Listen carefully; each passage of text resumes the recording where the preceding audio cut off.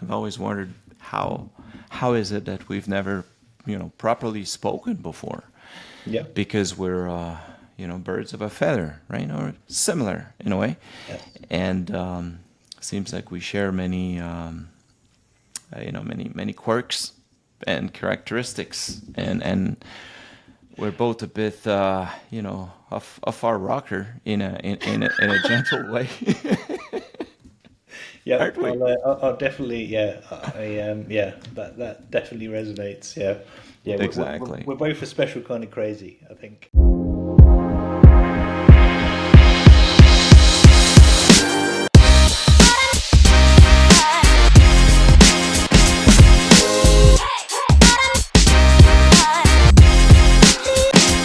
Well, avast ye, my marineros and you know listeners of this year podcast.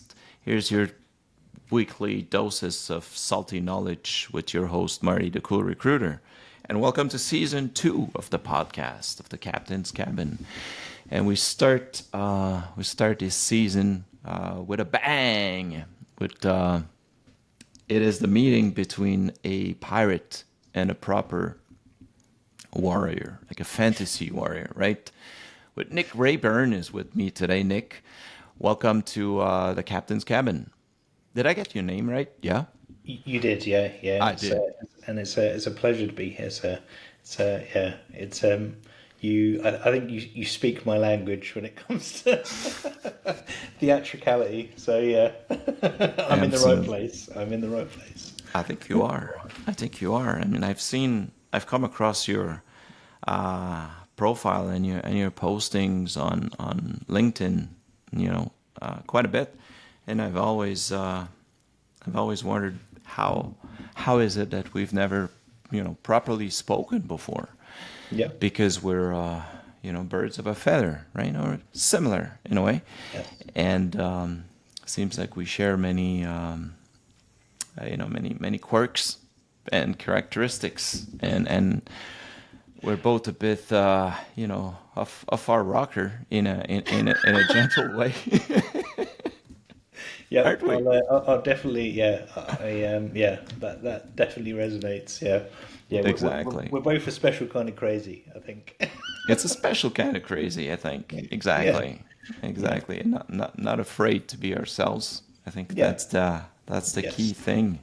Yeah. And but I'd like you to to introduce yourself. In however brief a way you see fit, but also share with us some little known fact or cabin gossip about yourself.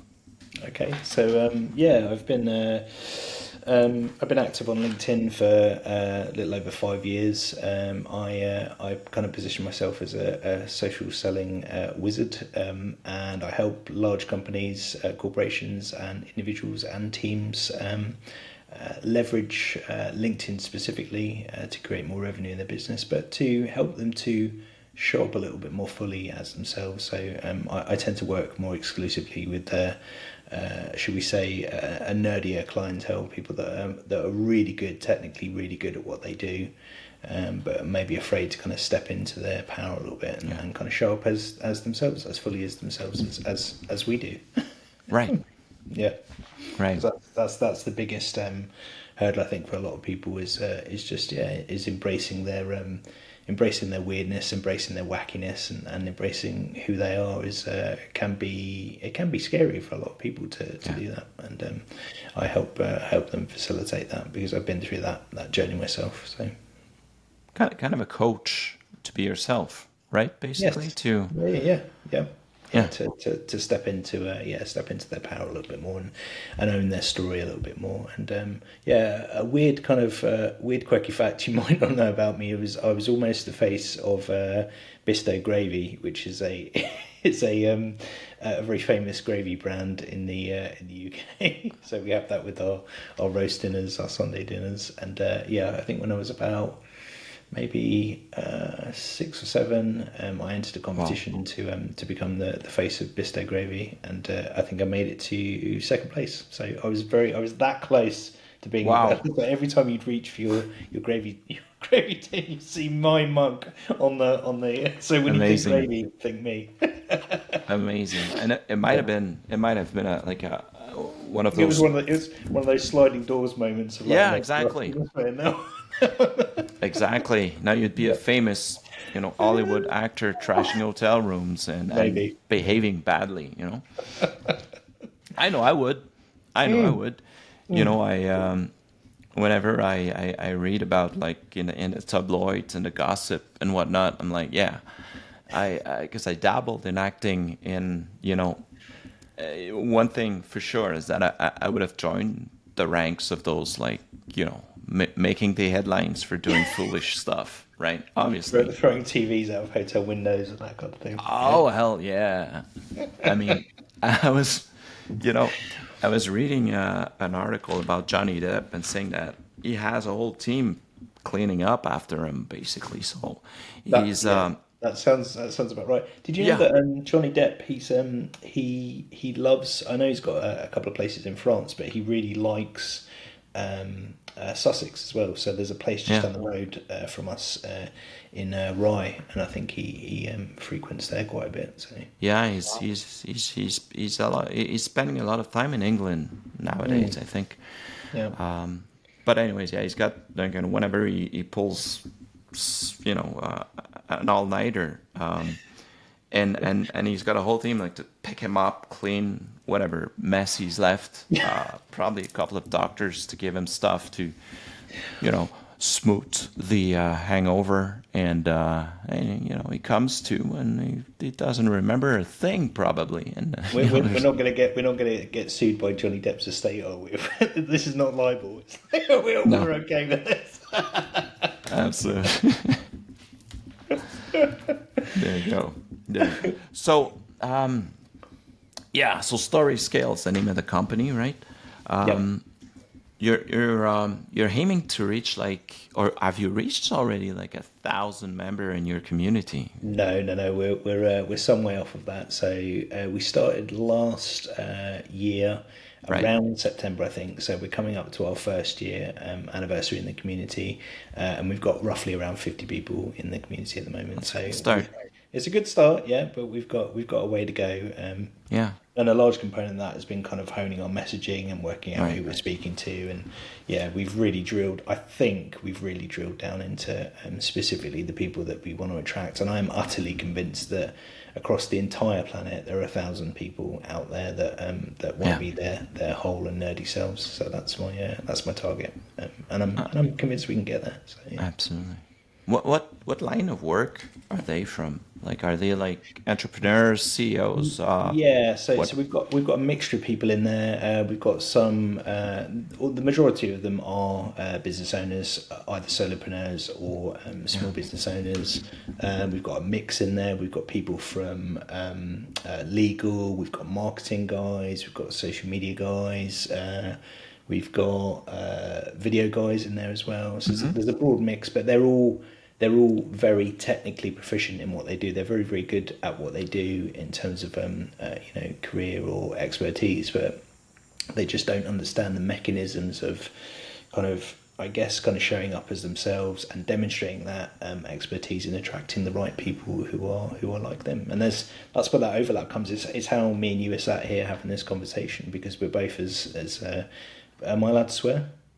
Yeah, you were allowed to Yeah, swear. Go yeah, ahead. cool. Go for Yeah, it. we're both as batshit crazy as each other, so that's where the overlap comes from. It's you see yourself in another person, and those shared value sets come across, and that I think that's really massively important. From we talked about this previously before we got on the call, and how I'm not a big fan of the term kind of personal brand, but Yeah. I think it's just an overlap of value sets. It's like, these are my Yeah. core values, and you meet someone with a similar core value set and they overlap, and it's like, I really like this person, I can get on with this person, and there's a potential for me to do business with this person. So Yeah. it's getting them to tap more into that, because that's where the power and the energy of it comes from, is I'm gonna just show up as my my nerdy quirky self. We've got a guy called Richard who's in the community. He's handles the hirinator and he works in employment law, but he really loves movies. He loves comic books. He's really into Batman, so he leans into a lot of that stuff in his content, and he attracts the right people. So am I. Actually, Batman is a big, Batman yeah, I'm a big fan. nice, yeah, yeah. And the story behind that is that I always knew who Batman was, but when my daughter was 2 years old, I let her choose like a toothbrush, and she chose a Batman toothbrush. And I said, all right. And she said, who is he? And I said, well, that's Batman. Who's Batman? And I explained to her like what a superhero is, and at this point I got into Batman. So it's fairly recently, as my daughter's 5 years old, it's like 3 years ago, and we're both full on Batman fans, right? Yeah. When she was around 3, I was like looking through the movies, and she saw the 1989 Tim Burton Batman movie, and she said, "Can we watch that?" Yeah. And I said, "Nah, I'll allow for an age gap, but that's too big an age gap, right?" Yeah. But then there was Lego Batman. I said, that's a fair compromise. And then so we watched all the Lego Batman movies out there, Nice. and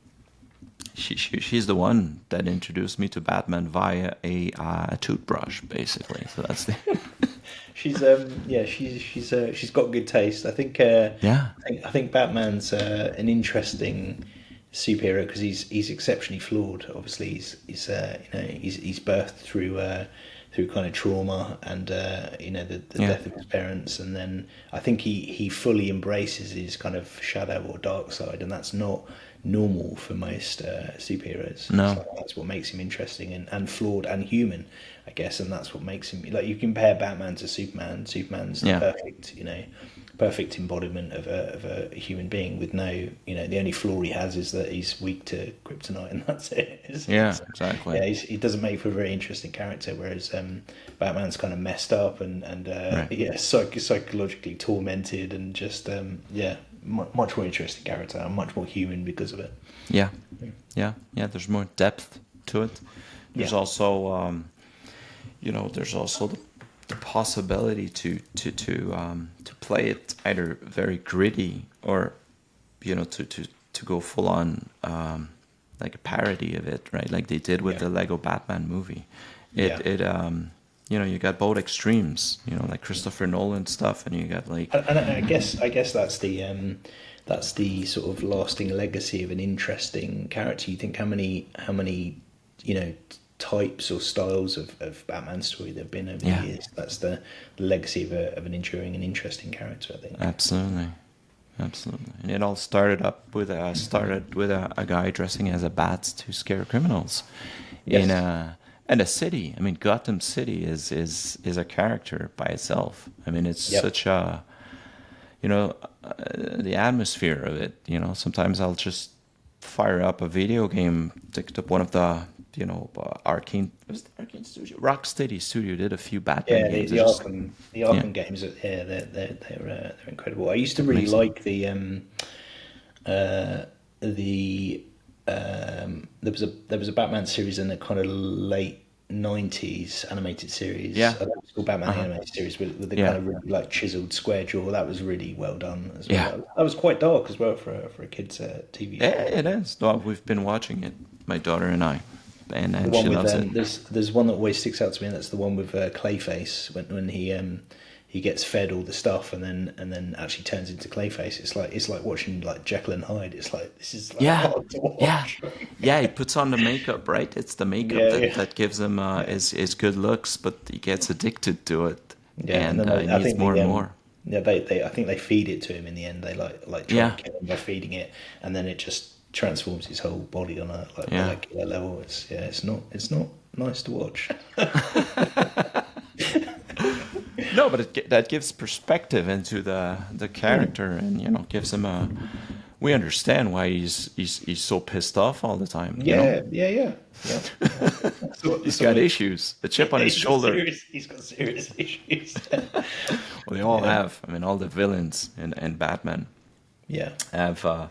You know, there's I this. think I think there's that interesting dynamic, isn't there, between a lot of the villains are that, you know, Batman's only one bad day away from being a villain Yeah, himself, but if you look at like the Joker, for instance, is the complete flip side to and that's why it works. It's the complete flip side to yeah, Bruce Wayne and Batman. It's that you know, Batman's very logical and rational and just about holding it together. But you know that if he, you know, really, if he's cheated off his cracker a little bit too much, he'd quite easily turn into the Joker. exactly. There's a really good. This is me nerding out, but there's a really good comic book writer in the UK called Alan Moore. You might have come across. Yeah, of course, Yeah, so it did Watchmen, but yeah, one of my favourite Batman books that he did was the Killing Joke. Yeah, Which is, I quite got that one. famous. Yeah, it's a good one. I got that one in. I didn't expect this to kind of move into. No, well, dude, we're geeking out, Yeah. and I have I have the Killing Joke in the you know, what's the deluxe edition of a comic book? There's I always forget the name, but it's like larger and Or like expensive as crap. Yeah, well, yeah, you get graphic novels, but you also get like collected editions as well. Yeah. I think they've done them quite recently. It's like a big, like if you've got, I think The Walking Dead did it recently, but they collected all of the episodes and did it in this like big giant kind of omnibus type thing, which is like hundreds of pounds. But I got. It's not the omnibus. It's the larger one. I got the Killing Joke, and I got quite a few actually. One thing also that caught my eye is the Band of Brothers. I'd like to know a bit more about Band of Brothers because I think that it's an amazing from what I read. It's an amazing initiative, like to have older men sort of tutor, you know, younger men, and you know, help them steer in the right path. But tell me more about it because that's something that you're involved in.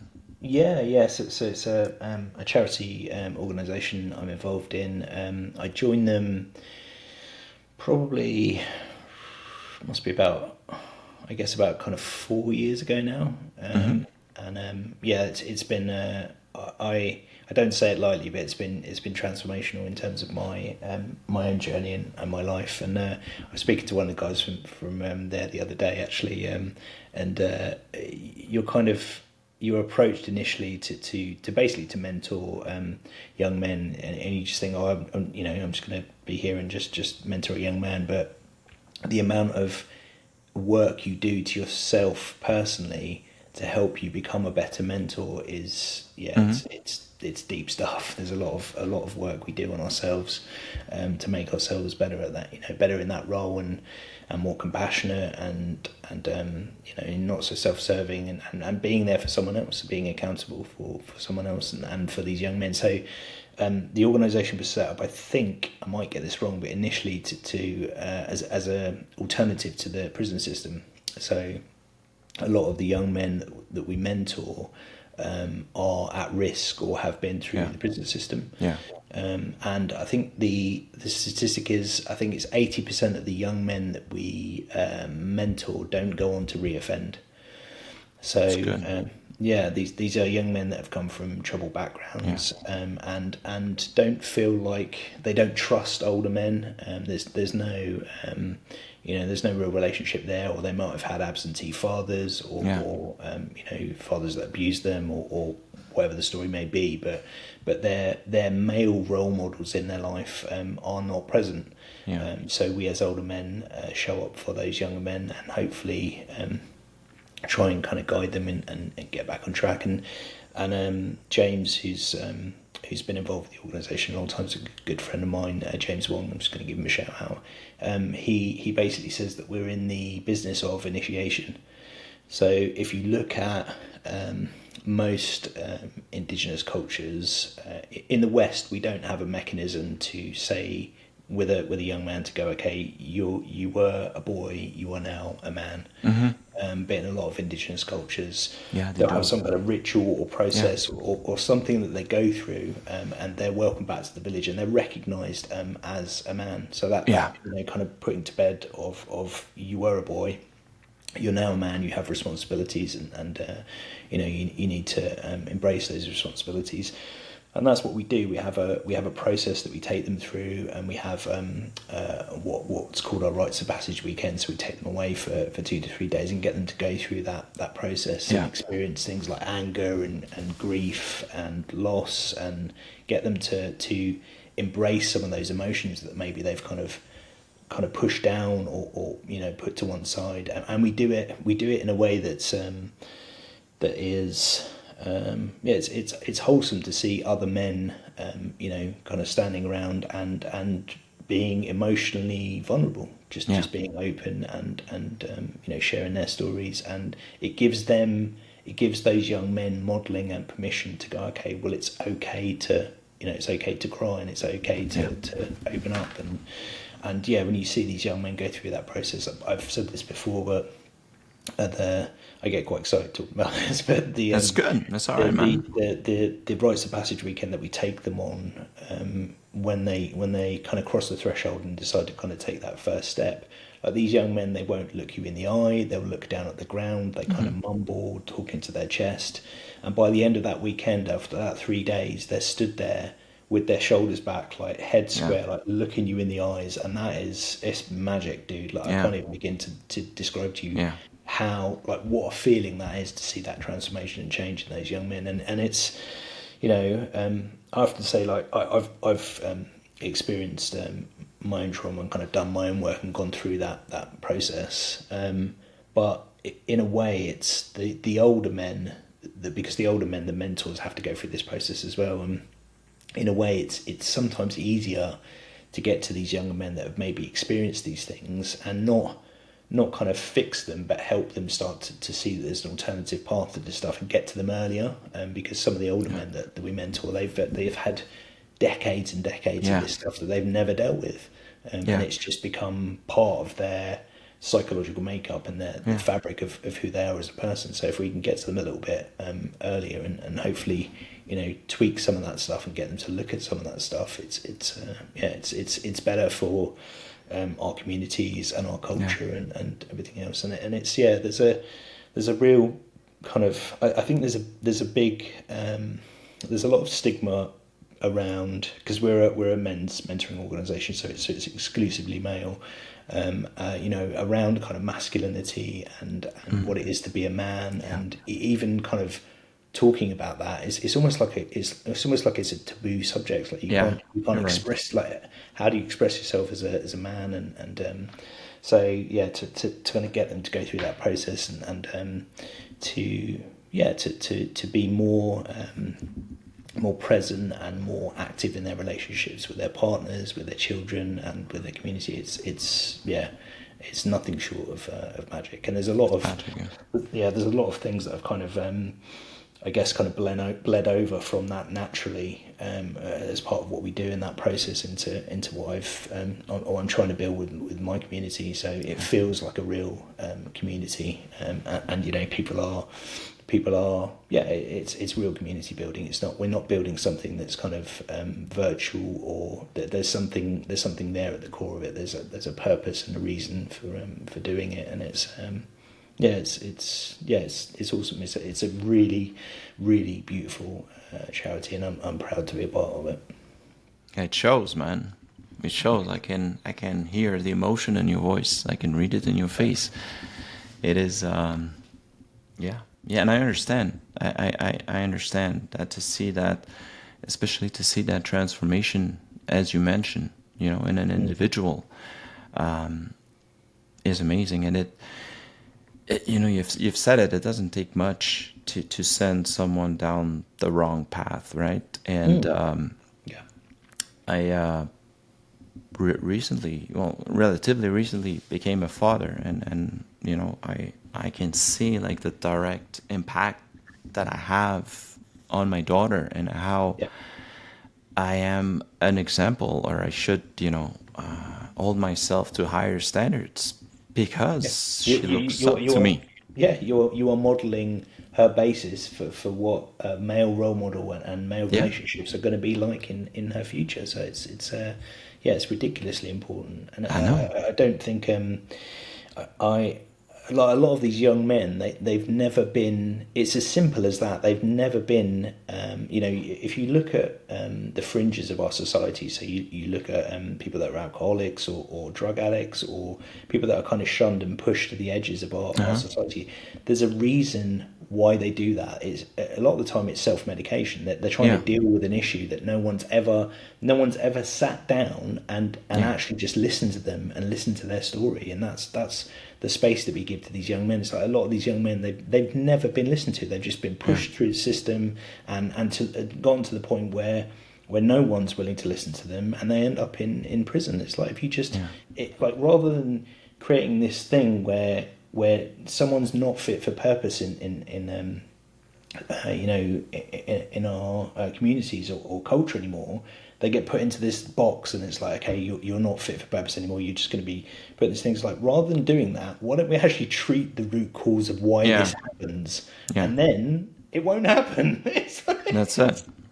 it's but there's yeah, I won't get into. I won't put my tinfoil hat and get into the idiosyncrasies of why that happens, and the prison industrial complex and all that kind of stuff. But yeah, Prison is higher education for crime, right? You yeah, you level up your crime expertise going to jail, right? yeah. You're And surrounded by career criminals. It's that's yeah, it. That's it. That's the whole thing. So that's why I've always been, against sending people for possession of narcotics to jail. I mean, they're self-medicating basically. yeah, Why would you send them to jail, right? That's less and less the case, but it's still, in Canada, I don't think that's the case anymore, unless you've got like a huge amount, in which case you're probably reselling. yeah.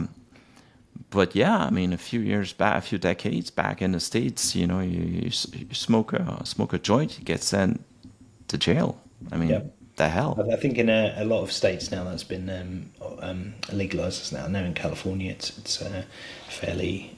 I don't know about a lot of the other states, but I think they're getting a bit more lax on the. Yeah. Because the government's probably worked out they can make quite a bit of money from. Yeah, it's from this. Well, selling. yeah. In the province of Quebec, it's they're resellers. I mean, the government sells pot basically. Yeah. So that's it's legal. It's legal, all right. But yeah, I mean, sending someone to jail is like, I don't know. It's not the greatest of idea. It's not conducive to our wider community as a whole, and it's not, the paths that we set these young men on, just by mentoring and listening to them. We've had guys that have, they've been in and out of the prison system, and now we've got guys that want to become mentors themselves, or want to study psychology, or want to, Yeah. they want to help, and that's tremendous. Like Yeah. that's think about how the ripple effects of doing that, and I always think about like if you look at I said this to someone else the other day, but if you think about the kind of ripples of trauma from something like the Second World War when that happened, like the generational trauma that happened from that, guys coming back from and women coming back from the war, and the legacy of trauma that got passed on to their kids, and then their kids saw that and were like, this is normal, this is how Yeah.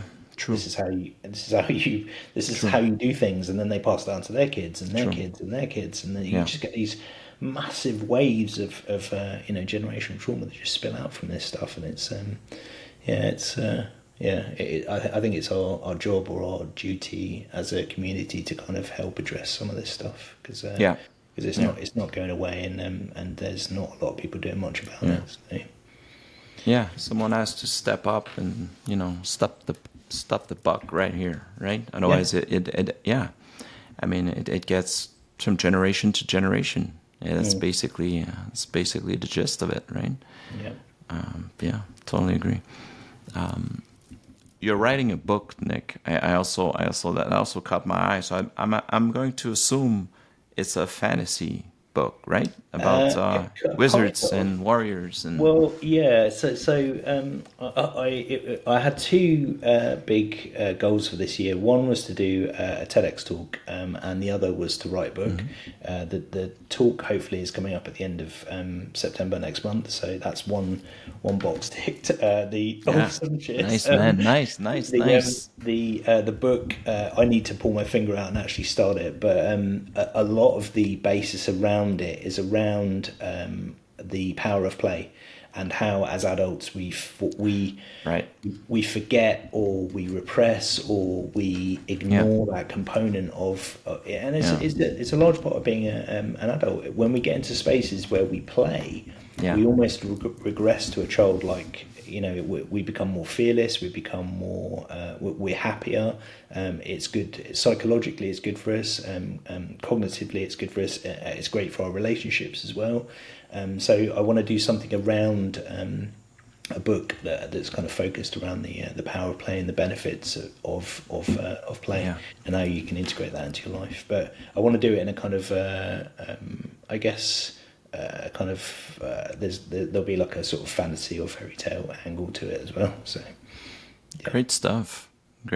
And that's something that one of my strengths basically is that I've never lost touch with my inner child and my love of play, And basically. I can see that.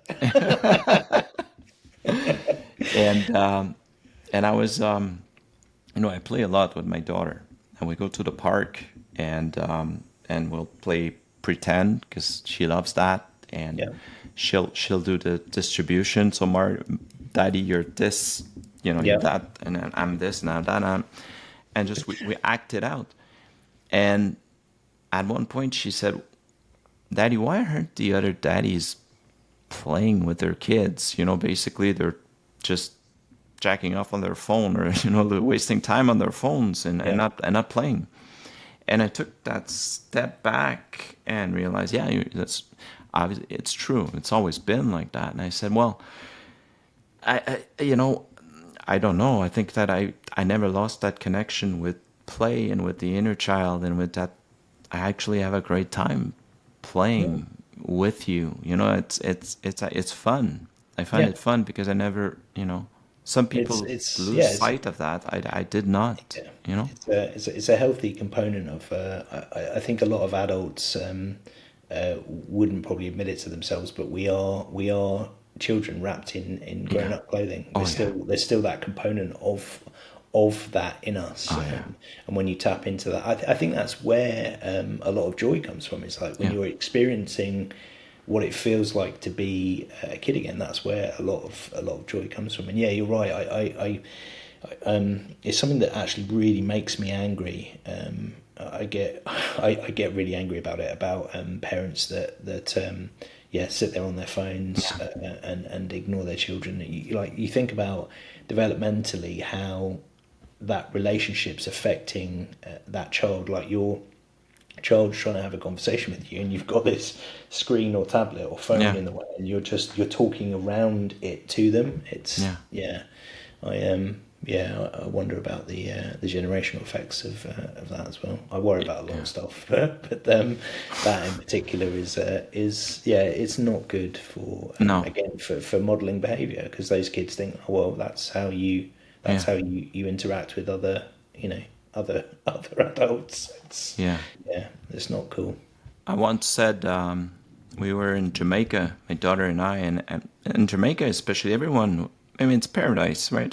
You're on the beach, you're in the Caribbean, and everybody is in their goddamn phone. And I said, look at that. Everyone with their nose stuck in their goddamn phone. I shouldn't have used the word goddamn. I used the French equivalent, but you get the gist of it, right? Yeah. And my daughter said, yeah, their goddamn phone. And I laughed. That was it.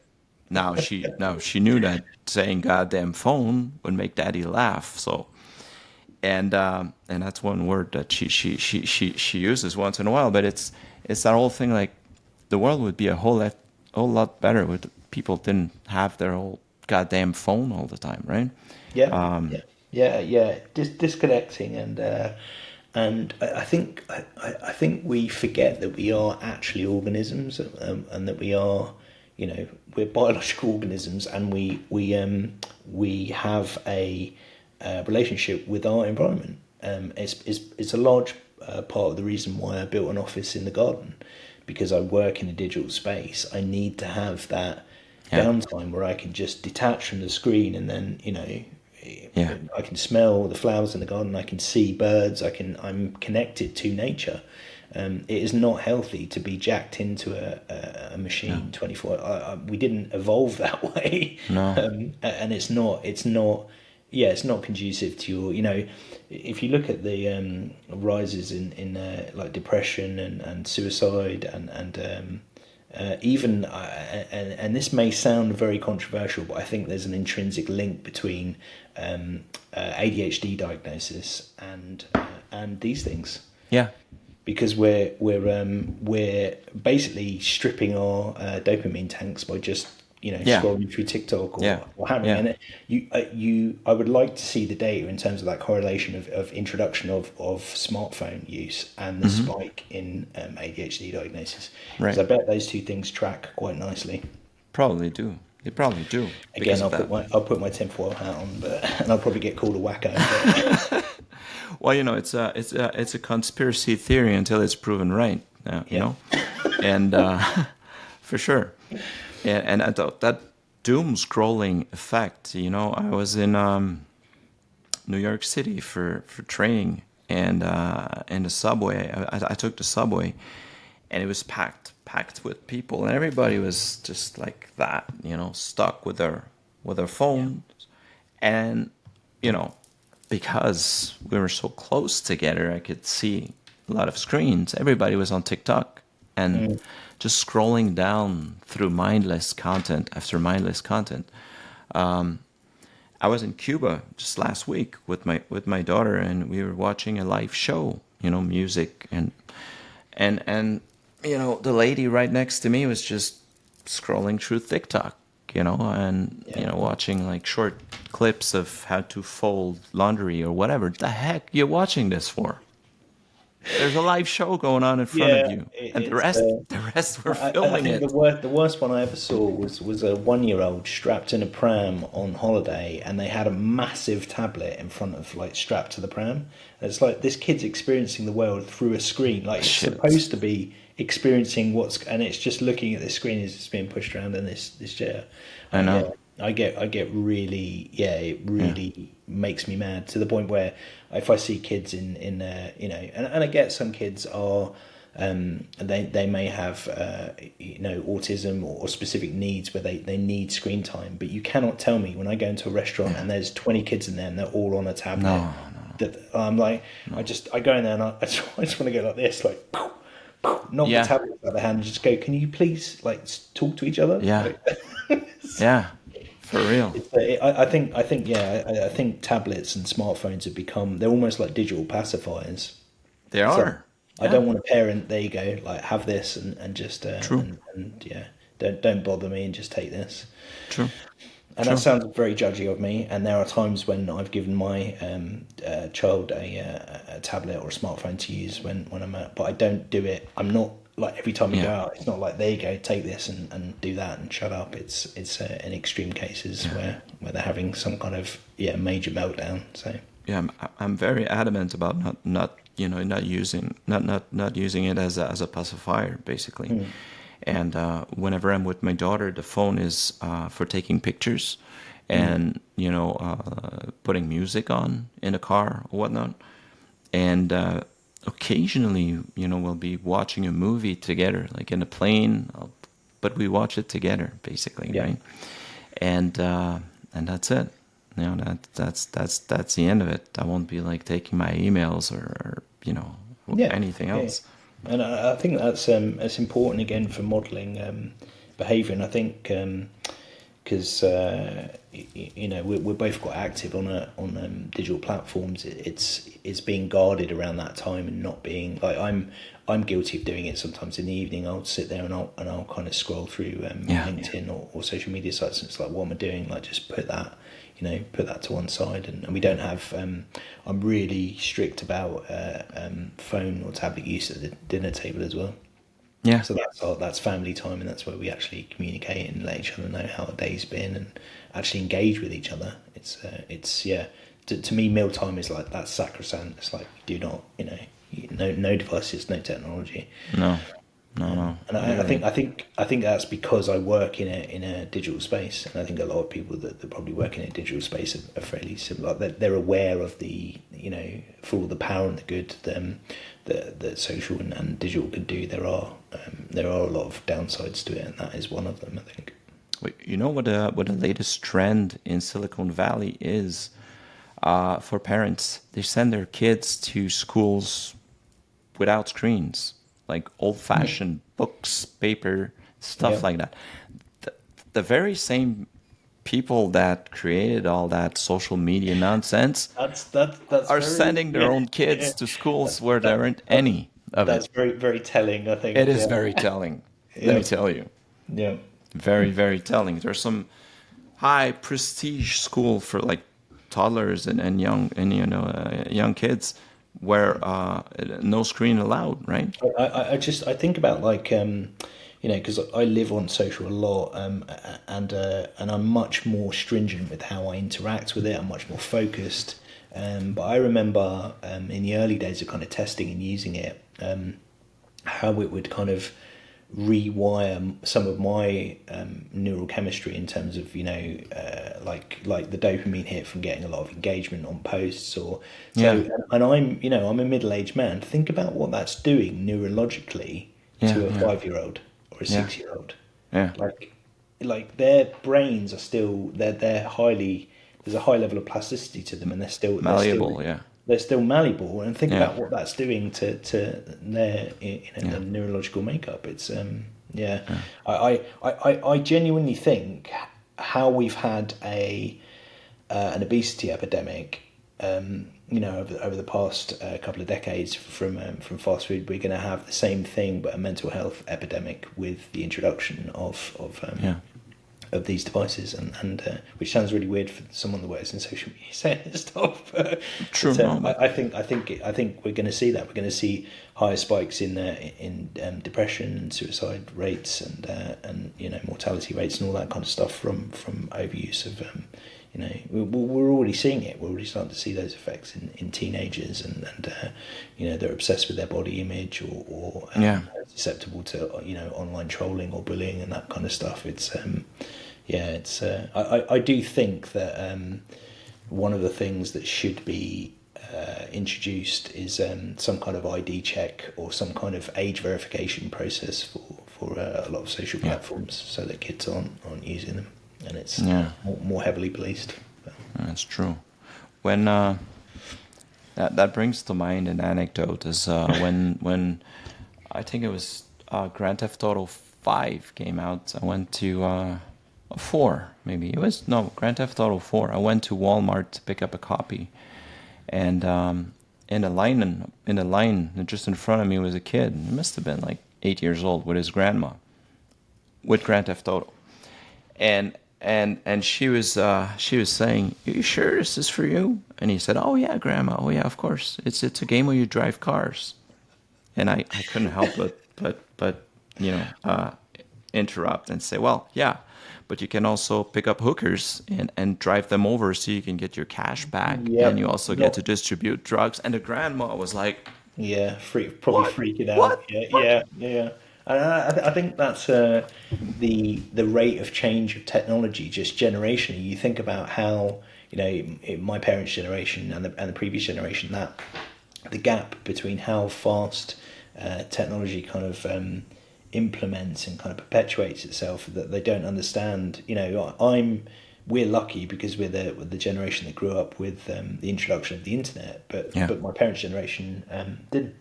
They know, we know the world pre-internet, but we also grew up with it as well. But they knew a world where that didn't exist, where it was not a not a thing. So Yeah. yeah, it's going to be interesting to see what my kids' generation Alpha, because they are digitally native. They Yeah. they've grown up with all this stuff, and it's kind of it's like you turn on Netflix and you've got 300 shows you can watch. It's like when I was a kid.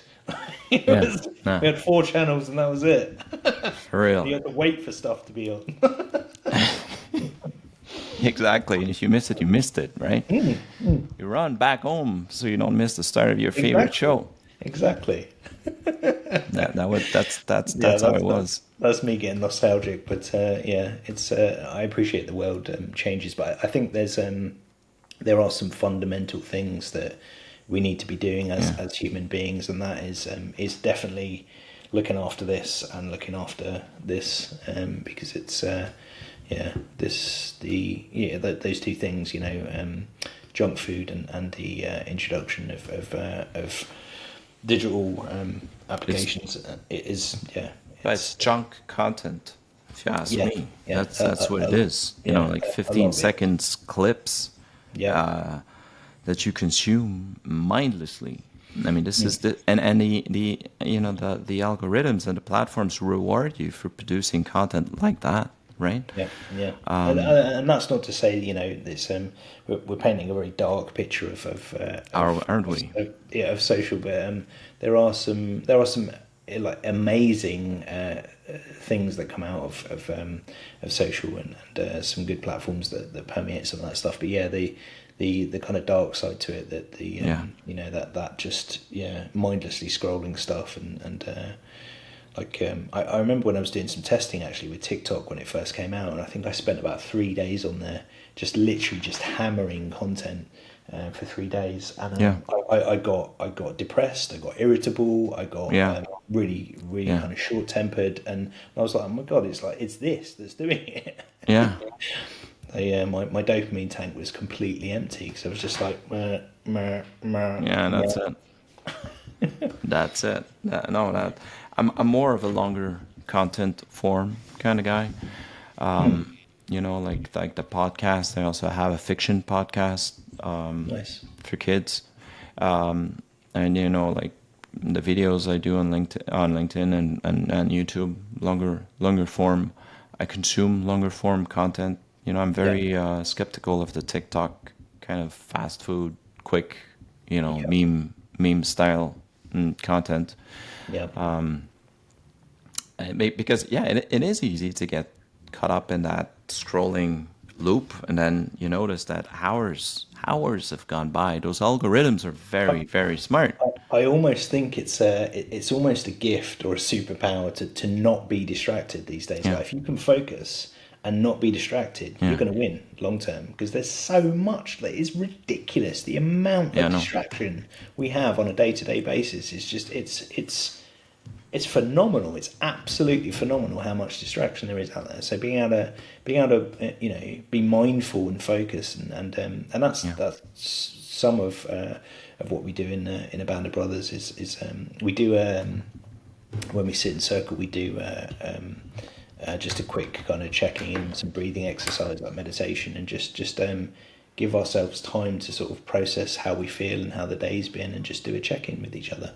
And that's quite a nice thing. It's something I've introduced into our community as well, is that partnering off with people and just having someone sit there and listen to how your day or your week's been, and not be, there's no judgments, they're just listening to because how rarely do we get to do that with someone, just have them listen to how we feel or how our day's been. So It's true. That's something that I've built into our community, which is it's really nice. It's true.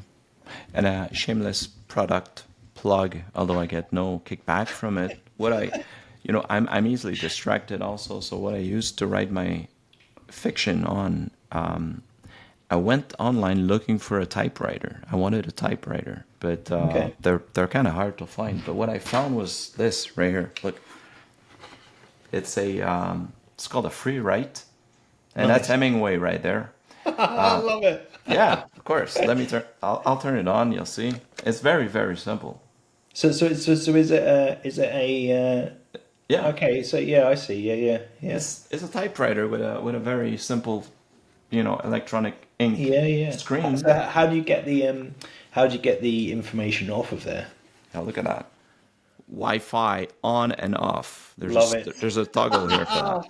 Brilliant. That's all it does. Fantastic. That's all it does. Fantastic. And it makes the nice hold on, let me the nice Yeah, clicking. like Yeah, physical clacking. exactly. It's good like that Nice. thing going on.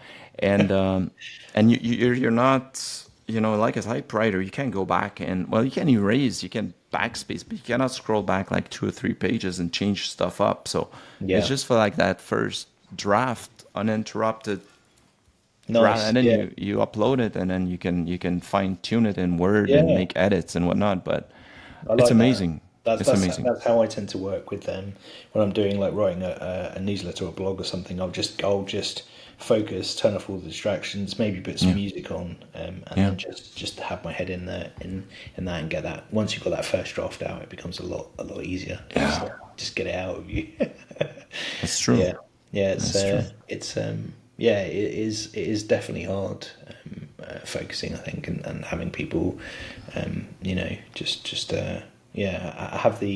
have the tools, I guess, and resources to be able to do that. And mindfulness is a big one for that. So if you can, if you can get into that habit of just breathing in and sort of checking in with your body and just having some space where, but I'm a big it sounds really weird, but I'm a big fan of morning walks. Like I love getting up and going for a morning walk before the sun comes up, and it sets me up for the day because it's like giving yourself having a ritual where you do something just for you helps you process the day. Because how many of us just get up and it's like, let's smash some coffee, like check our phones, like boom, and just we wake up and it's like boom, 100 miles an hour, like boom. Yeah. And it's just like if you give yourself just carve out a little bit of space at the start of the day to go through some kind of ritual process where you're waking up and you can actually think about what you're going to do that day and how you're going to process stuff, and just give yourself time and space to process that. Like it's almost like putting up a force field. Like once I do that, I've got this little bubble, this little force field around me for the rest of the day, and I can decide what stuff I'm going to let in and let out of that little force field. It just it sets me up beautifully. I love it. Love a morning walk. Yeah, and the force field is excellent. I mean, that's something that comes up with, I guess, with experience. So we're both middle-aged men, and I realized that a lot of the secrets to a better life is actually filtering what you let in and what you don't. Yeah. And to not be afraid to say no to things that won't, or to people that won't add any value to your life. That won't serve you. So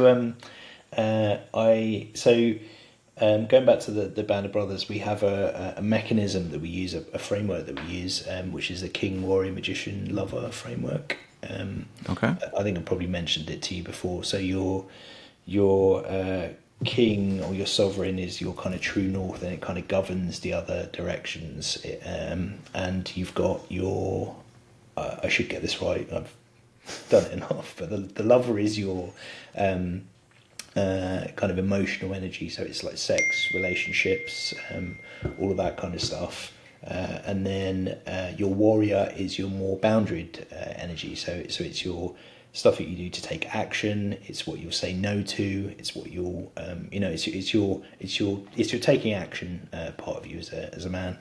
And then your magician is your thinking energy, so it's how you strategize stuff, it's how you plan stuff, it's how you map stuff out, it's all your thinking stuff. So, and each of those directions is governed by an emotion. So I think the sovereign, the king, is joy, the lover is grief, the warrior is anger, weirdly, which is kind of, we're kind of told as men it's like a taboo thing, like don't get angry, and anger's bad.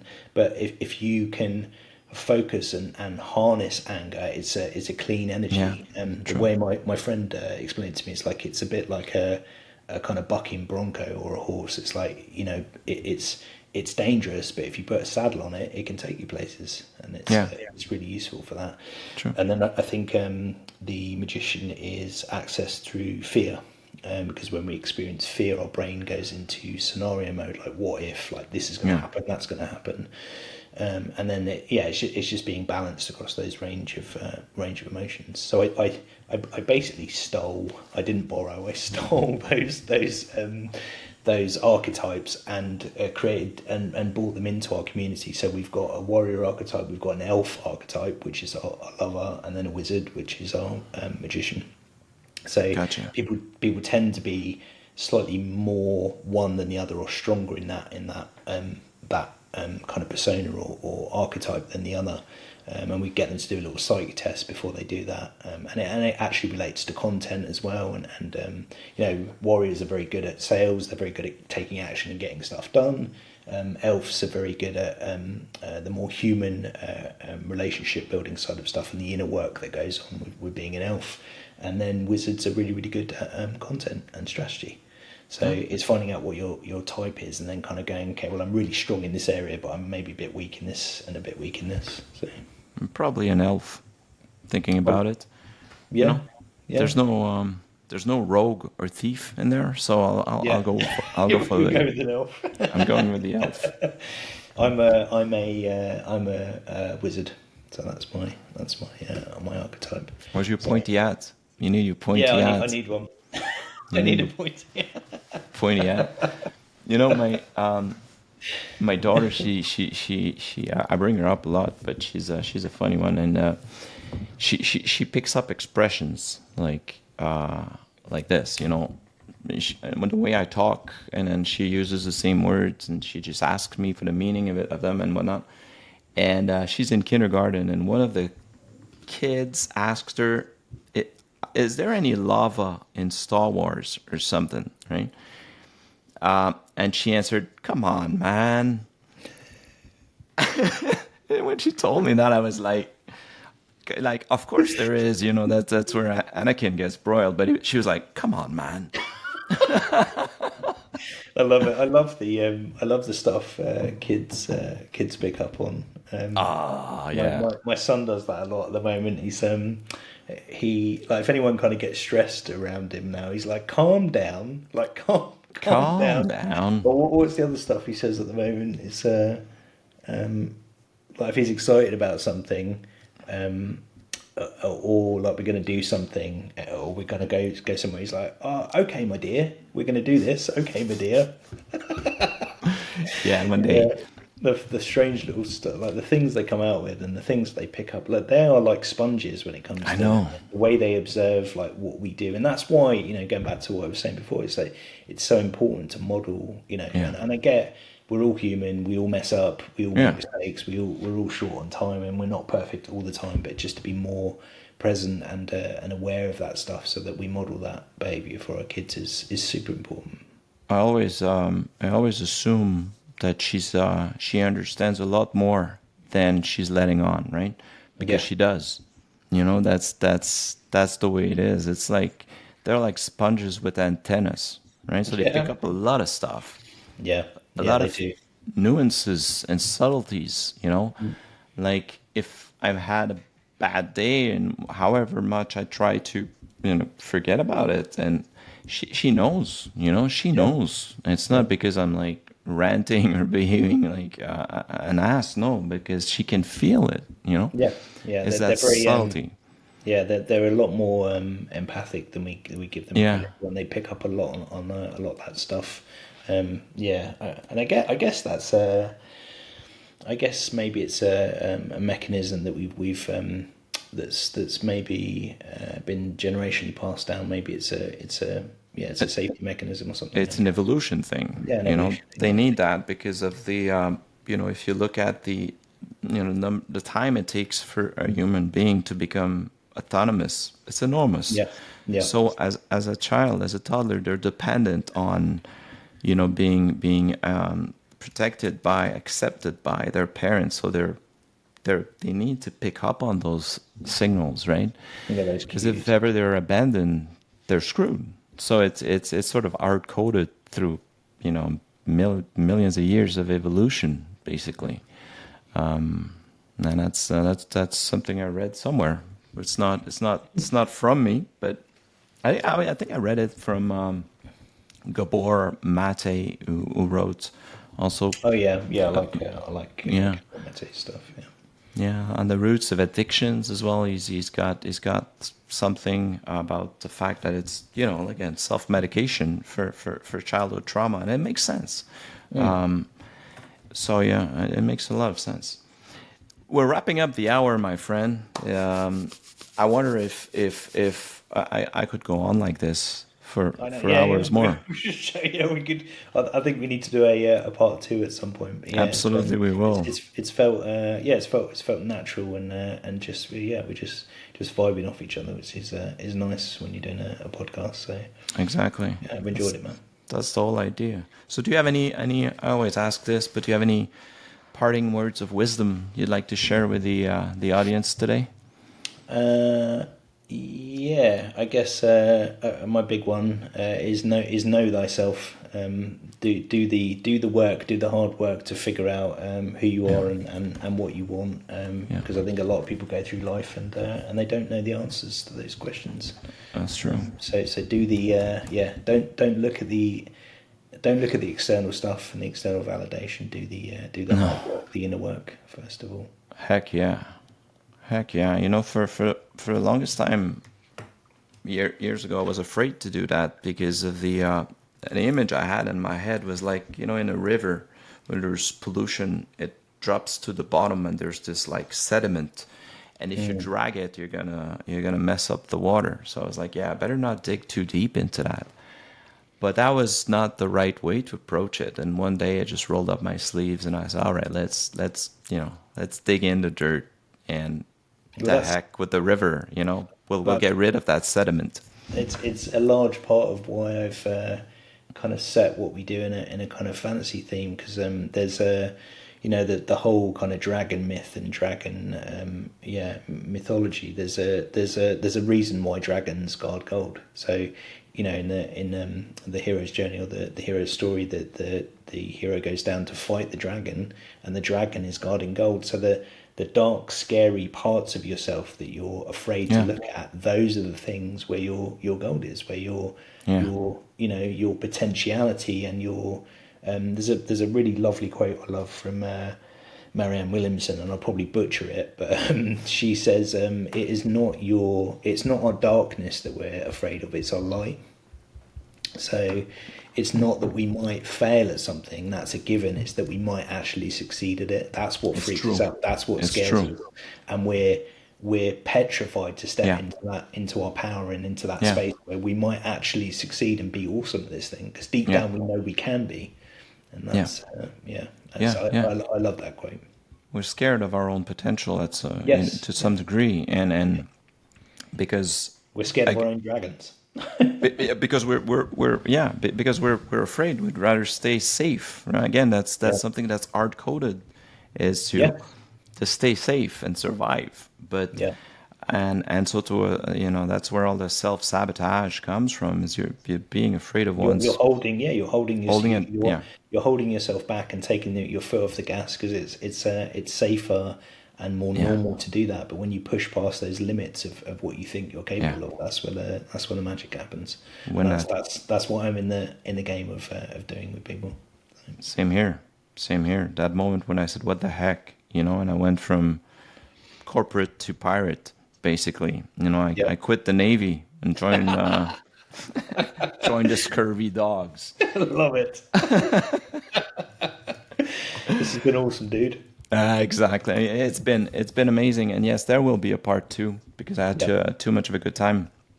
I can't wait to put that up and share it with the world. I think you'll do the same, yeah. and thank you very much for Been a taking the pleasure. time to talk with me today. Been a pleasure, Marty. Cheers, buddy. Cheers.